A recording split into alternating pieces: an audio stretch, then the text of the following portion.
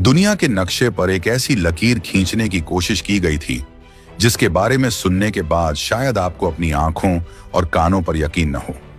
Washington के Oval office से लेकर बीजिंग के बंद कमरों तक में एक ऐसी फाइल तैयार हुई थी जिसका मकसद किसी एक सरकार को गिराना नहीं, बल्कि एक उभरती हुई महाशक्ति के भूगोल को हमेशा के लिए बदल देना था।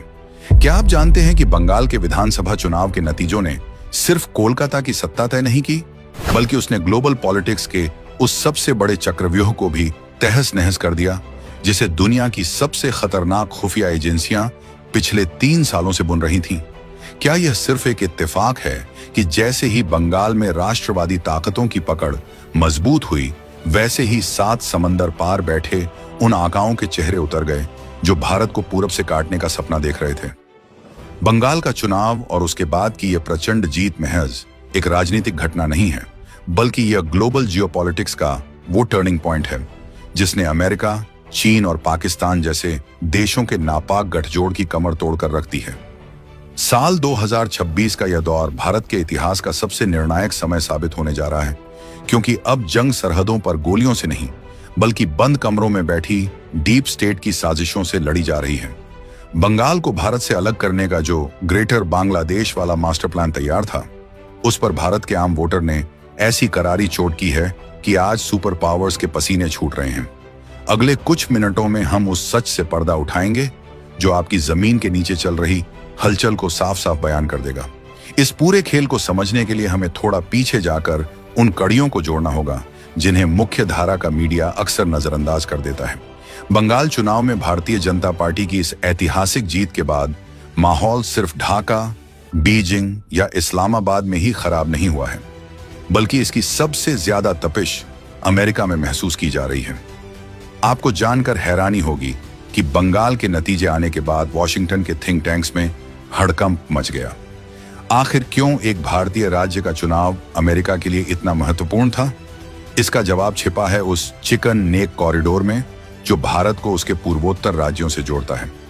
विदेशी ताकतों का प्लान बहुत सीधा और खतरनाक था। अगर बंगाल में ममता बनर्जी की सत्ता बरकरार रहती या फिर कोई ऐसी सरकार आती जो केंद्र के साथ टकराव में रहती, तो अगले कुछ वर्षों के भीतर एक ऐसी स्थिति पैदा की जाती जहां बंगाल को भारत की मुख्य भूमि से मानसिक और भौगोलिक तौर पर अलग करने की प्रक्रिया शुरू हो जाती। सूत्रों के मुताबिक अमेरिका बंगाल के जरिए भारत के पूर्वोत्तर यानी 7 सिस्टर्स तक अपनी पहुंच बनाना चाहता था, ताकि वह चीन पर नजर रख सके और जरूरत पड़ने पर भारत को ब्लैकमेल भी कर सके। लेकिन बंगाल की जनता ने उनके इस सॉफ्ट इन्वेजन के प्लान पर पानी फेर दिया। अब बात करते हैं उस सबसे बड़े खुलासे की जिसने भारतीय इंटेलिजेंस एजेंसियों को पूरी तरह अलर्ट मोड पर डाल दिया है। पूर्वोत्तर भारत के जंगलों और संवेदनशील इलाकों से हाल ही में एक ऐसी गिरफ्तारी हुई है जिसने दुनिया भर की जासूसी दुनिया में भूचाल ला दिया। यह गिरफ्तारी थी CIA यानी सेंट्रल इंटेलिजेंस एजेंसी के एक टॉप लेवल के एजेंट की। सवाल उठता है कि अमेरिका का एक जासूस भारत के उस हिस्से में क्या कर रहा था जहां की सीमाएं म्यांमार, बांग्लादेश और चीन से लगती हैं। रिपोर्ट्स बताती हैं कि यह जासूस स्थानीय अलगाववादी गुटों को फंड मुहैया कराने और उन्हें आधुनिक हथियारों की ट्रेनिंग देने के मिशन पर था। मकसद साफ था, जैसे ही बंगाल में राजनीतिक अस्थिरता पैदा हो, वैसे ही पूर्वोत्तर को अशांत कर दिया जाए। लेकिन भारत की खुफिया एजेंसियों ने समय रहते इस नेटवर्क को ध्वस्त कर दिया। इस गिरफ्तारी ने अमेरिका के उस चेहरे को बेनकाब कर दिया है जो खुद को हमारा सबसे बड़ा रणनीतिक साझेदार कहता है, लेकिन पर्दे के पीछे से भारत के टुकड़े करने की साजिशों को खाद पानी दे रहा है। इसी दौरान मिडिल ईस्ट से एक ऐसी खबर आई जिसने सबको चौंका दिया। पिछले कई महीनों से ईरान और इजराइल के बीच जिस बड़े युद्ध की आशंका जताई जा रही थी, वह अचानक से ठंडे बस्ते में डाल दी गई। आपको क्या लगता है, क्या अमेरिका को अचानक शांति से प्यार हो गया है? बिल्कुल नहीं। असल में अमेरिका ने ईरान के मसले को इसलिए पीछे धकेला है क्योंकि उसके निशाने पर अब सबसे ऊपर भारत आ चुका है। अंतर्राष्ट्रीय राजनीति का एक पुराना नियम है, दुश्मन का दुश्मन दोस्त होता है, और इसी नियम के तहत आज एक ऐसा अपवित्र गठबंधन बना है जिसकी कल्पना कुछ साल पहले तक नामुमकिन थी। दुनिया के 2 सबसे बड़े प्रतिद्वंद्वी अमेरिका और चीन आज भारत को रोकने के लिए एक साथ आ चुके हैं। ये बात तब और पुख्ता हो गई जब डोनाल्ड ट्रंप ने हाल ही में चीन की एक गोपनीय यात्रा की। जिस चीन को ट्रंप अपनी रैलियों में कोसते नहीं थकते थे, उसी के साथ आज वे हाथ मिला रहे हैं। आखिर क्यों? क्योंकि भारत की बढ़ती आर्थिक और सैन्य शक्ति इन दोनों देशों के वर्चस्व के लिए खतरा बन गई है। ट्रंप की चीन यात्रा और उसके तुरंत बाद चीन का भारत में होने वाली ब्रिक्स समिट से किनारा कर लेना, यह साबित करता है कि भारत के खिलाफ एक ग्लोबल घेराबंदी शुरू हो चुकी है। इतना ही नहीं, रूस की तरफ से आ रहे गैस टैंकरों को जिस तरह से वापस लौटाया गया और जिस तरह से ग्लोबल सप्लाई चेन में भारत को अलग थलग करने की कोशिशें हो रही हैं, वह किसी बड़े खतरे की आहट है। रूस यूक्रेन संघर्ष के बीच भारत ने जिस तरह से अपनी स्वतंत्र विदेश नीति बनाए रखी, वह पश्चिमी देशों को रास नहीं आ रही है। उन्हें एक ऐसा भारत चाहिए जो उनके इशारों पर नाचे, लेकिन मोदी सरकार के नेतृत्व वाला भारत अपनी शर्तों पर दुनिया से बात कर रहा है। यही वजह है कि अब भारत को आर्थिक रूप से कमजोर करने के लिए चारों तरफ से हमले शुरू हो गए हैं। प्रधानमंत्री नरेंद्र मोदी ने हाल ही में देशवासियों से जो भावुक और सख्त अपील की है, वह बस यूं ही नहीं है। मोदी जी का यह कहना कि अगले 1 साल तक सोना न खरीदें, पेट्रोल डीजल बचाएं और विदेशी सामान का बहिष्कार करें, यह किसी बड़े इंटेलिजेंस अलर्ट के बाद लिया गया फैसला जान पड़ता है। जब देश का प्रधानमंत्री ऐसी बात कहता है, तो समझ लीजिए कि पर्दे के पीछे कोई बहुत बड़ी जंग शुरू हो चुकी है। यह जंग फिजिकल कम और इकोनॉमिक ज्यादा है। भारत को अपनी विदेशी मुद्रा भंडार यानी फॉरेक्स रिजर्व को बचाने की सख्त जरूरत है, क्योंकि आने वाले समय में दुनिया भर की करेंसी मार्केट में भारी उथल पुथल होने वाली है।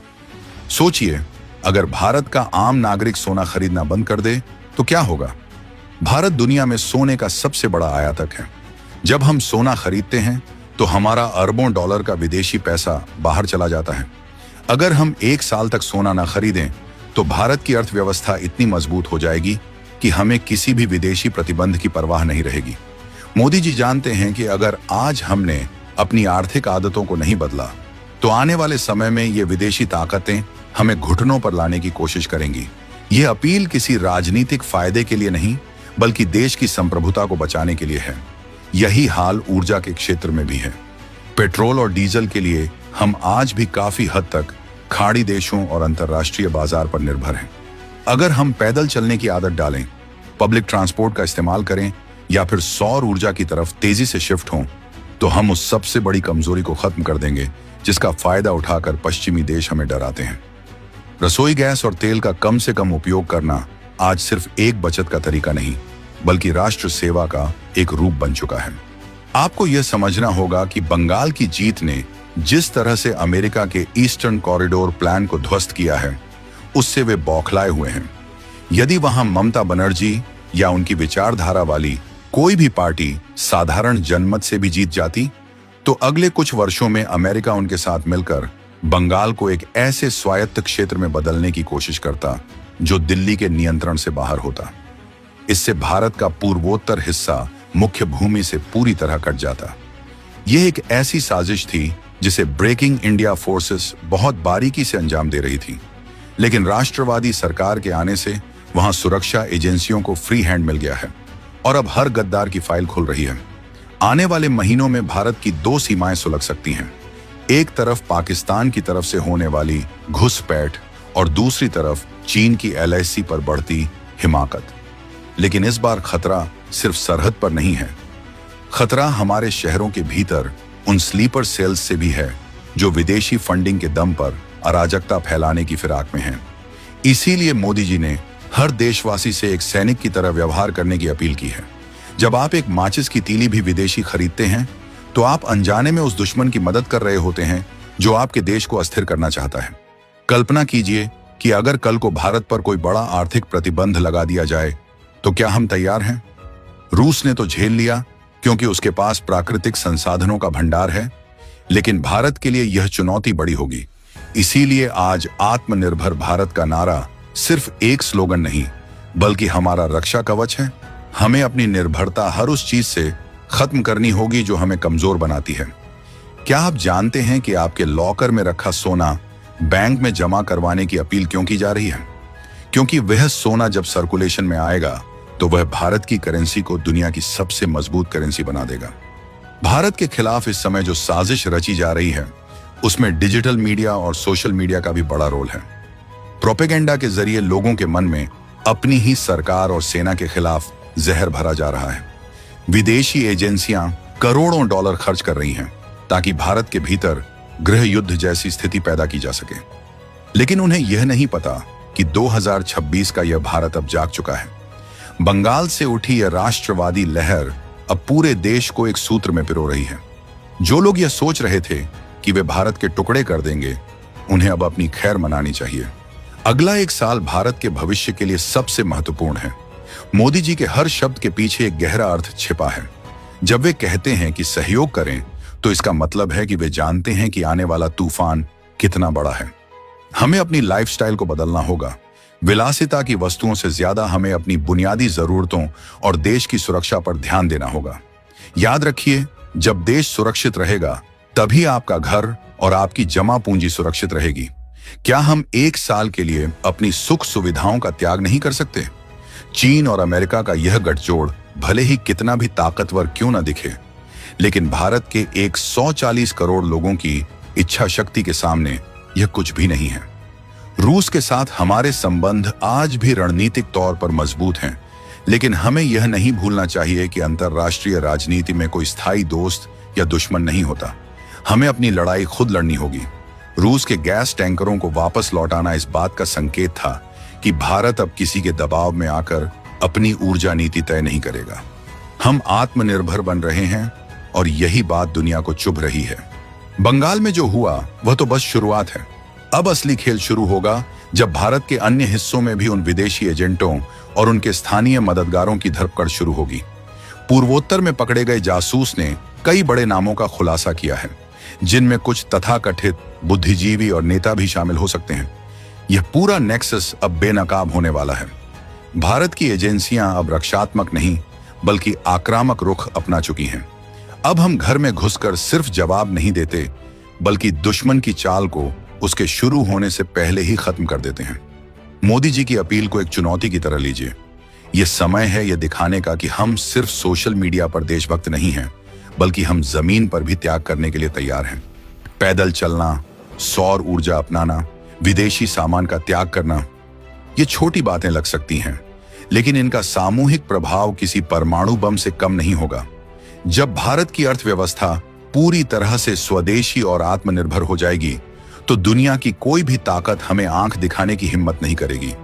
इस पूरे घटनाक्रम में पाकिस्तान की भूमिका को भी कम करके नहीं आंका जा सकता। वह चीन का मोहरा बनकर लगातार भारत के खिलाफ साजिशें रच रहा है, लेकिन अब पाकिस्तान खुद अपनी आग में जल रहा है। अमेरिका अब उसे भी एक डिस्पोजेबल टूल की तरह इस्तेमाल कर रहा है। जैसे ही भारत के खिलाफ उसका काम खत्म होगा, अमेरिका उसे उसके हाल पर छोड़ देगा। लेकिन भारत का लक्ष्य पाकिस्तान नहीं, बल्कि उस ग्लोबल हेजेमनी को चुनौती देना है जो सदियों से दुनिया को अपने इशारों पर नचा रही है। पूरी कहानी का सबसे बड़ा सस्पेंस अभी भी बना हुआ है। वह जासूस जो पूर्वोत्तर में पकड़ा गया, उसने किन किन भारतीय चेहरों के नाम लिए हैं? क्या वे नाम आपके और हमारे बीच के ही कुछ जाने पहचाने लोग हैं? और क्या ट्रंप और चीन की इस डील में भारत के किसी बड़े राज्य को और भी अस्थिर करने का प्लान शामिल है? इन सब सवालों के जवाब जल्द ही सामने आएंगे, लेकिन तब तक हमें सतर्क और सावधान रहना होगा। दुश्मन हमारे घर की दहलीज तक आ चुका है और अब उसे खदेड़ने की जिम्मेदारी हम सब की है। अगर आपको यह जानकारी महत्वपूर्ण लगी हो, तो इसे हर सच्चे हिंदुस्तानी तक पहुंचाएं। क्या आपको भी लगता है कि अमेरिका और चीन मिलकर भारत को घेर रहे हैं? अपनी राय कमेंट बॉक्स में जरूर दें।